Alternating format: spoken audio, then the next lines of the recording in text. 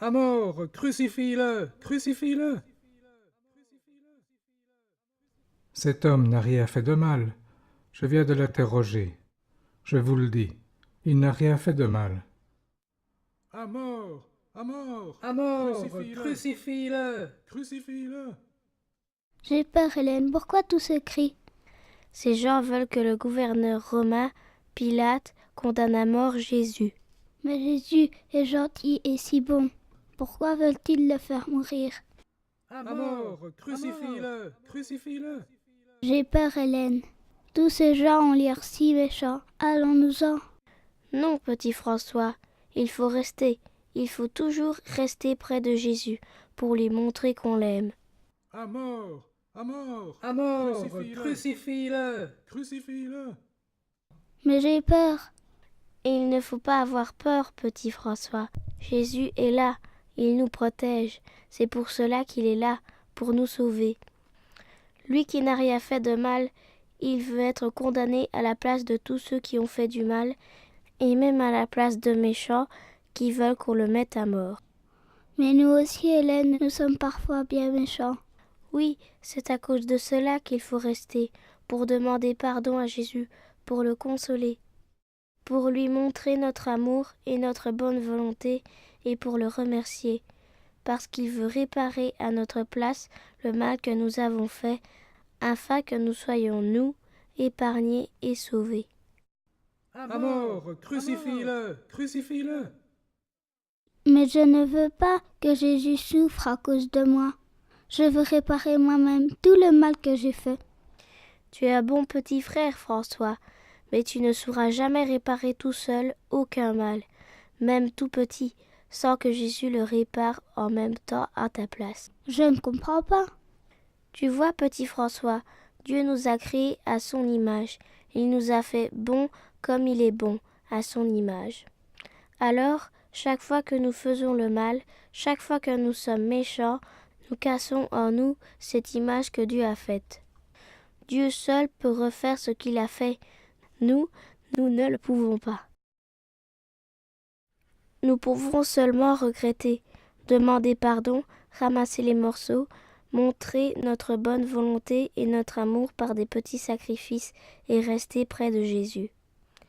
Lui seul, qui est Dieu, peut tout réparer à notre place, si nous imitons ce qu'il a fait pour nous. Écoute, Hélène, je crois que Pilate va céder à la foule. À mort! À mort! À mort! Crucifie-le! Crucifie-le! Eh bien, soit, qu'on l'emmène, et qu'il soit crucifié.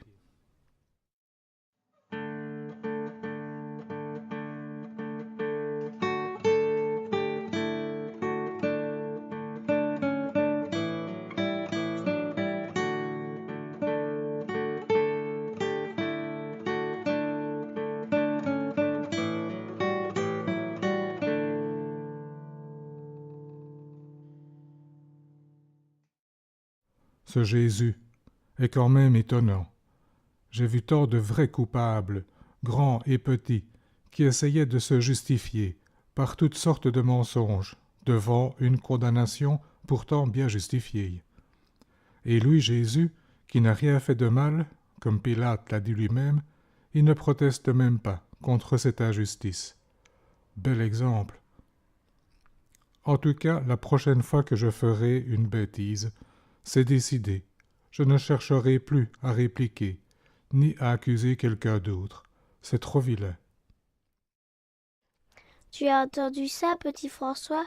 Ce soldat romain qui ne connaît pas le vrai Dieu, le voilà qui se met déjà à imiter Jésus.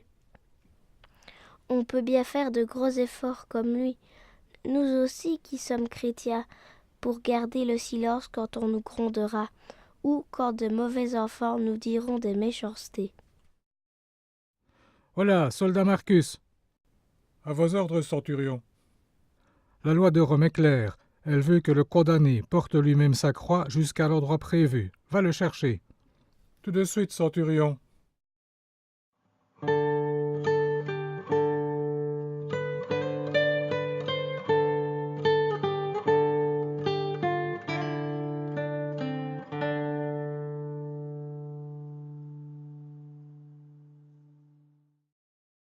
Tu as vu cette croix, Hélène?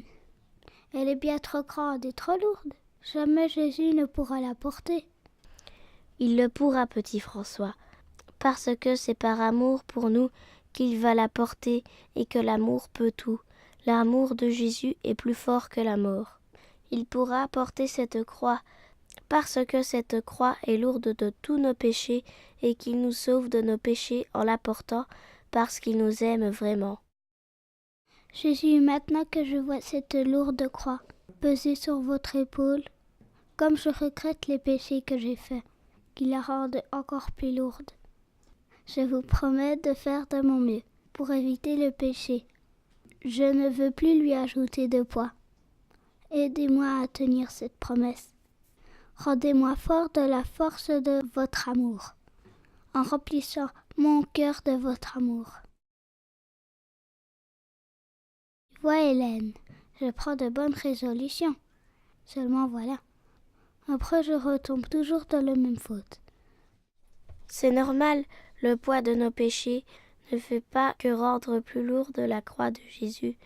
Le poids de nos péchés passés nous entraîne en plus à y retomber plus facilement. C'est pour cela aussi qu'il faut les éviter au mieux qu'on le peut. Oh, regarde, Hélène, ce vilain monsieur qui vient de pousser Jésus en lui donnant un gros coup. Attention, voilà qu'il tombe. Il va se relever, dit. Il va se relever, petit François.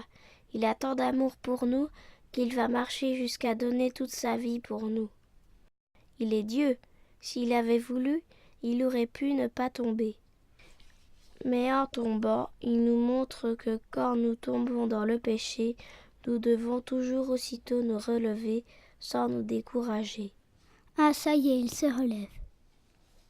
Alors, nous aussi, nous nous relèverons. Nous irons demander pardon à Jésus chaque fois que nous aurons fait du mal et nous nous relèverons. Oui, mais est-ce que nous en aurons la force? Jésus est Dieu, nous pas. Justement, petit François, Jésus est Dieu et il nous aime. Par la main du prêtre, il nous donne l'absolution et il nous pardonne tous nos péchés, chaque fois que nous les regrettons et que nous les confessons. Alors, sa force divine vient habiter notre cœur. C'est ce qu'on appelle la grâce. Elle vient habiter notre cœur et elle nous donne la force de nous relever. Donnez-nous, Jésus, votre grâce. Venez habiter nos cœurs. À mort, Jésus! Allez, avance donc, paresseux! Pourquoi qu'il s'arrête encore? Tu ne vas pas de nouveau faire semblant de tomber? Regarde cette belle dame, Hélène, dans la foule, comme elle a l'air triste. C'est la maman de Jésus. Jésus l'a vue. Il se sourit. Ils ont l'air tous les deux si tristes, et pourtant heureux, bien plus heureux que tous ces méchants autour d'eux, qui se moquent et qui crient. Comment est-ce possible? C'est possible, petit François, parce que Jésus et sa maman font la volonté de Dieu le Père qui est aux cieux, parce qu'ils sont sûrs de son amour, et parce que c'est pour nous transmettre son amour qu'ils endurent tout cela. Je comprends, tandis que tous les méchants, qui se moquent et qui crient, ils font des choses qui déplaisent à Dieu le Père. Ils rejettent son amour, alors ils sont malheureux. Près de Dieu, même si on est malade, même si on est persécuté, on est heureux. Loin de Dieu, tout est malheur. C'est ça, tu as vu, Jésus et sa maman ne disent pas un mot. Ils se regardent simplement, mais ils se comprennent. Leur cœur bat ensemble, il bat du même amour, l'amour du Père, l'amour pour les pauvres pécheurs que nous sommes. On a bien raison de dire, dans le « Je vous salue Marie », Sainte Marie, Mère de Dieu, priez pour nous pauvres pécheurs. Oui, et elle nous exaucera, elle priera pour nous, et Dieu mettra son amour dans notre cœur. Et nous serons toujours heureux auprès de Dieu, sous la protection de Marie, quoi qu'il nous arrive. Jamais plus nous ne ferons comme ces méchants, qui cherchent le bonheur en faisant le mal, et ne trouvent que le malheur, loin de Dieu. Je vous salue Marie, pleine de grâce, le Seigneur est avec vous. Vous êtes bénie entre toutes les femmes, et Jésus, le fruit de vos entrailles, est béni.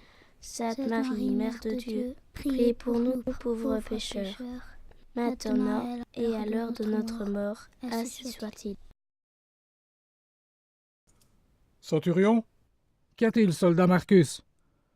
si on ne fait rien, je crois bien que ce Jésus sera mort avant d'arriver au calvaire. Il a déjà perdu beaucoup de sang, c'est vrai, et le chemin est encore long. Tiens, regarde là ce paysan aux larges épaules qui revient des champs. Va me le chercher. Oh là, paysan, ton nom? Simon de Cyrène. Passe-moi tes outils et aide ce Jésus à porter sa croix. Ouh, laisse-le se débrouiller. Il paraît qu'il fait des miracles. C'est le moment ou jamais. On va bien voir si ce qu'on raconte de lui est vrai. Taisez-vous. Vous n'avez donc pas de cœur.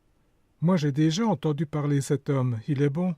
Et je l'ai vu, moi, qu'il a fait des miracles, j'étais là. Ouh, menteur! Alors tu n'as qu'à aller te faire crucifier avec lui, toi et tous ceux de ton espèce. Il est bien courageux, ce gentil monsieur, de prendre ainsi la défense de Jésus, seul devant tous ces méchants. Dis Hélène, tu ne crois pas qu'on va aussi lui faire des ennuis? Peut-être, petit François, peut-être, mais il a bien raison d'être courageux. Quand on voit où est le bien, il faut le faire, même tout seul contre tous, plutôt que de faire quelque chose de mal pour faire comme tout le monde. On ne trahit pas un ami comme Jésus simplement pour faire comme tout le monde. Ça c'est vrai. D'ailleurs, les méchants, ce ne sont jamais des amis, mais seulement des complices. Jésus, donnez-nous, comme à Simon de Cyrène, la force et le courage de laisser voir à ceux qui ne vous aiment pas que nous sommes vos amis.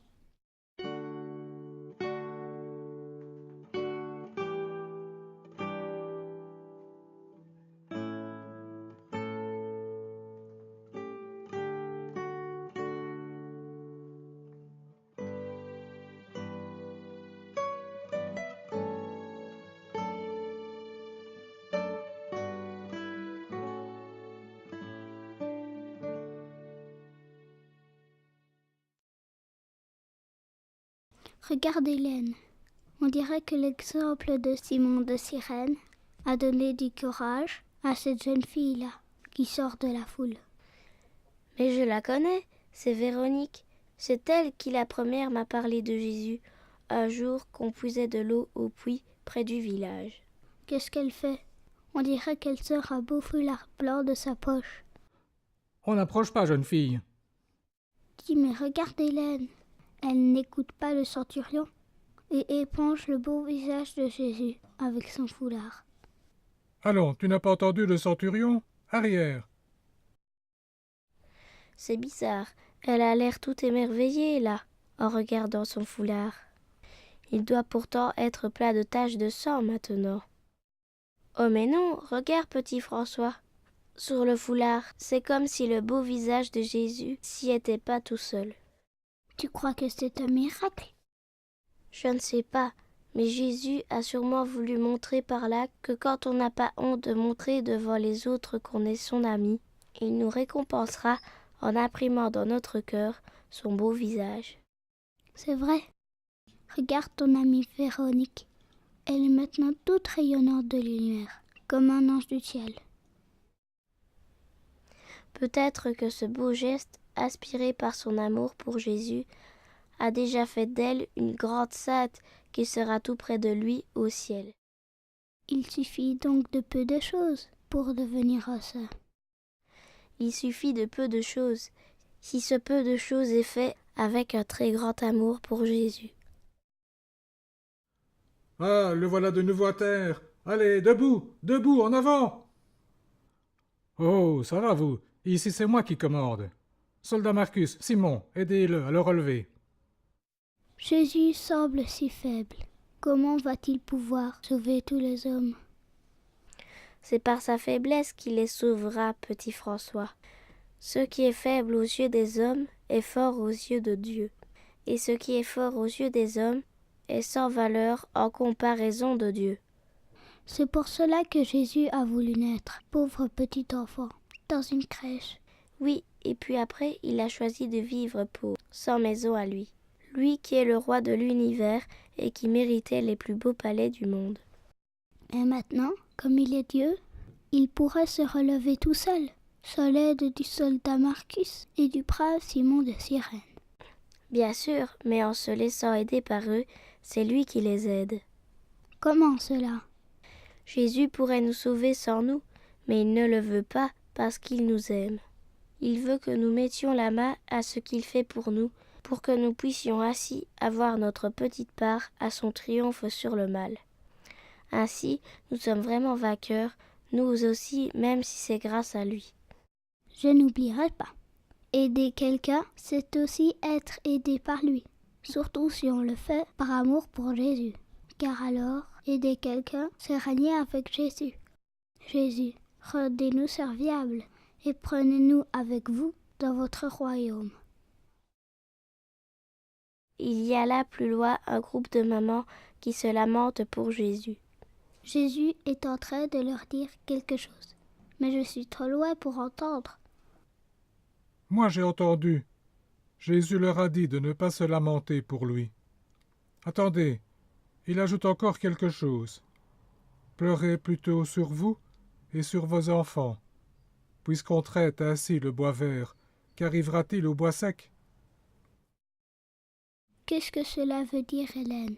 Le bois vert, c'est Jésus, parce que Jésus a en lui la vie de Dieu le Père. Il est comme un bel arbre au vert feuillage, plein de bonnes sèves qui nourrit toutes les branches qui représentent les chrétiens. Il les nourrit et il leur donne la vie du Père. Et que veut-il dire par le bois sec ? Le bois sec, ce sont les mauvais chrétiens, et tous les méchants en général. Je vois, ceux-là sont comme des branches mortes, parce qu'ils n'écoutent pas Jésus. Alors la vie du Père n'arrive pas en eux, et ils sont secs et cassants, comme le bois qu'on jette au feu. Justement, petit François. Donc Jésus dit, puisqu'on traite ainsi le bois vert, puisque lui, Jésus, le bois vert, est maltraité comme cela, qu'arrivera-t-il au bois sec? Si Jésus, qui n'a rien fait de mal, est maltraité comme cela, que nous arrivera-t-il à nous si nous nous laissons aller à faire le mal? Oui, c'est bien vrai. Ça ne sert à rien de se lamenter pour Jésus si on ne fait pas le nécessaire pour combattre en nous ce qui est la cause de ses souffrances, notre mauvaise conduite.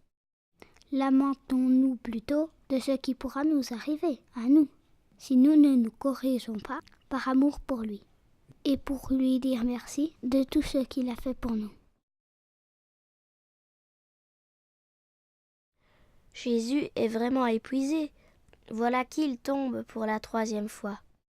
Comme il est courageux de se relever chaque fois et de reprendre sa croix.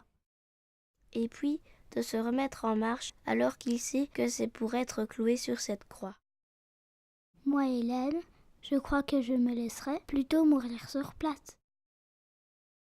Moi aussi, mais lui, il veut nous apprendre à toujours nous relever avec courage après nos fautes, à redevenir humble quand on a été vantard ou orgueilleux, à se réjouir de ce qui arrive de bien aux autres quand on s'est fâché de ne pas avoir la même chose, à être généreux et à partager quand on a tout gardé pour soi, à refaire des efforts quand on a été paresseux, à se priver de friandises quand on a été gourmand, à être moins douillet quand on a trop recherché les caresses, à être doux quand on s'est mis en colère. Tu me rappelleras de faire comme ça pour me relever, chaque fois que je ferai une de ces fautes. Et toi aussi, petit François, chaque fois que ça m'arrivera à moi. Et Jésus sera content de voir que nous nous relèverons toujours comme il nous en a donné l'exemple. Jésus, chaque fois que nous tomberons dans un de nos défauts, donnez-nous la force de faire une bonne action pour réparer notre faute et devenir meilleurs.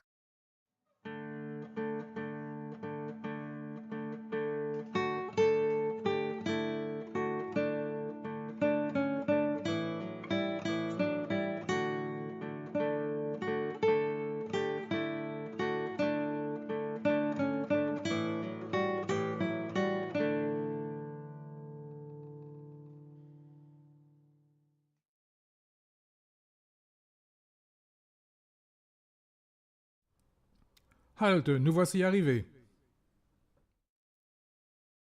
Pourquoi est-ce que les soldats enlèvent à Jésus sa longue tunique? Parce que c'est maintenant qu'ils vont le clouer sur la croix. Toute sa vie, Jésus a voulu être pauvre, et maintenant, au moment de mourir, il ne garde même pas sa tunique. Et pourtant, c'est quelque chose de précieux pour lui qu'on lui enlève là. Quelque chose de précieux? Pourquoi? Parce que c'est sa maman Marie qui l'a tissé de ses mains, exprès pour lui.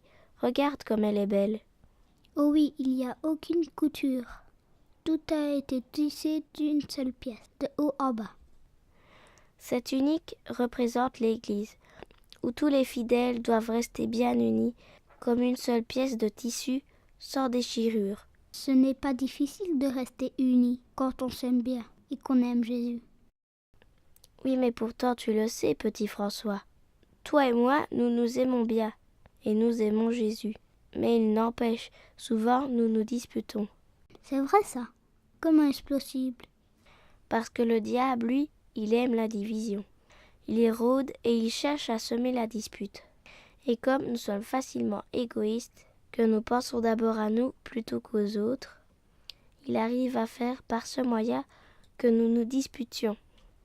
Alors nous écoutons le conseil du diable et nous oublions le conseil de Jésus, parce que nous ne l'aimons pas encore assez.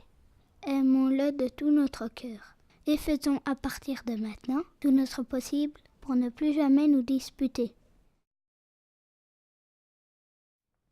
Allez, qu'on en finisse. Crucifiez-le. À mort, à mort. Non, ne regarde pas, petit François. Les soldats vont maintenant enfoncer les gros clous dans les mains et dans les pieds de Jésus. Comment peuvent-ils faire ça? Ils n'ont vraiment pas de cœur, ces soldats. Allez, frappez plus fort, que ça entre bien profond.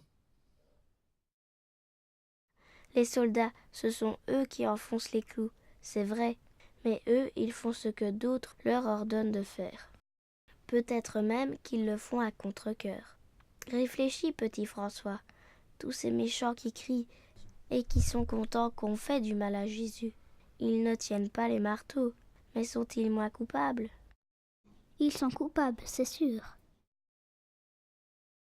Chaque fois que quelqu'un fait quelque chose de mal, même un petit garçon ou une petite fille, c'est un coup de marteau qu'il frappe sur les clous de Jésus. Un gros coup si c'est quelque chose de très mal. Un petit coup si c'est un petit mensonge, une petite désobéissance, une petite gourmandise. Un petit coup, mais un coup quand même. Oui, tu vois, ce qui fait encore beaucoup plus mal à Jésus que les clous, c'est la méchanceté. C'est qu'il y a des pécheurs qui continuent à pécher en sachant que ça lui fait si mal, et que tant d'autres vivent sans même penser à lui. Voilà ce qui fait plus mal à Jésus que les clous. C'est comme si tu étais blessé et que maman, au lieu de te soigner et de te consoler, te disait « C'est bien fait pour toi » ou « Ça ne m'intéresse pas ». Cela te ferait bien plus mal que ta blessure, n'est-ce pas? Ah, ça oui. Jésus, je ne veux plus vous faire de peine, mais vous consoler. Ici, petit François, nous allons nous taire. Jésus meurt sur la croix pour nous sauver. Nous allons nous taire et prier dans le silence de notre cœur pour lui demander pardon de nos fautes et lui promettre de l'aimer très fort toute notre vie.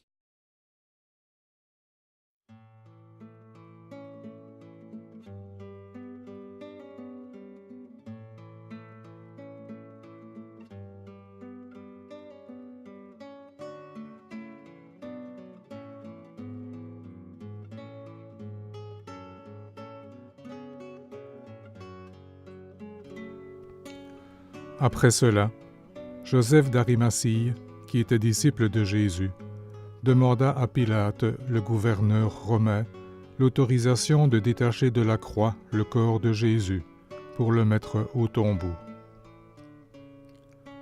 Il arriva donc avec un ami, Nicodème. Ils détachèrent de la croix le corps de Jésus et le rendirent à sa maman, la Sainte Vierge Marie, qui le prit dans ses bras.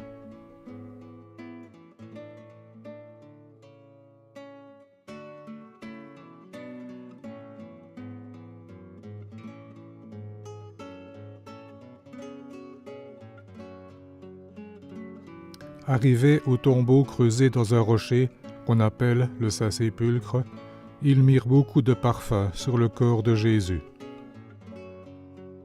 Ils l'enveloppèrent dans un beau grand drap qu'on appelle le Saint-Suaire, et ils le déposèrent dans le tombeau. Puis ils roulèrent une grosse pierre devant l'entrée du tombeau, et ils s'en allèrent. Maintenant, Jésus est dans notre cœur, fort comme ce beau rocher. Il y est baigné du bon parfum dans notre amour pour lui, et enveloppé dans le grand drap de notre fidélité. Nous sommes bien tristes de tout ce qui lui est arrivé, mais au matin de Pâques, la grosse pierre de notre tristesse ne pèsera plus sur notre cœur, car au matin de Pâques, Jésus sera ressuscité.